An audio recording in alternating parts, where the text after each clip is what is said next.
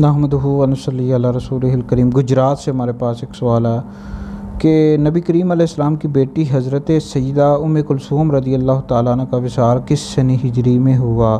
نبی پاک علیہ السلام کی 4 بیٹیاں تھیں۔ تیسرے نمبر پر جو بیٹی ہیں حضرت سیدہ ام کلثوم رضی اللہ تعالیٰ عنہ ہیں۔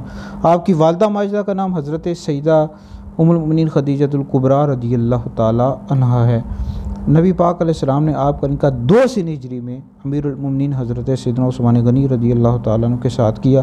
جب حضرت سیدہ رقیہ رضی اللہ تعالیٰ عنہ کا وصال ہوا تو حضور علیہ السلام نے 2 سنہ ہجری میں آپ کا نکاح حضرت سیدنا عثمان غنی رضی اللہ تعالیٰ عنہ کے ساتھ کیا۔ المستدرک للحاکم میں حدیث موجود ہے کہ میں اپنی مرضی سے اپنی بیٹیوں کے نکاح نہیں کرتا، بلکہ اللہ رب العزت کی مرضی سے ان کے نکاحوں کے فیصلے ہوتے ہیں۔ تو آپ کا جو وصال ہوا ہے شعبان کا مہینہ تھا اور 9 سنہ ہجری تھی، مدینہ شریف میں ہوا ہے۔ نبی کریم علیہ السلام نے آپ کی نماز جنازہ پڑھائی اور آپ کی قبر جنت البقیع شریف میں۔ اللہ رب العزت آپ کے صدقے ہماری مغفرت فرمائے۔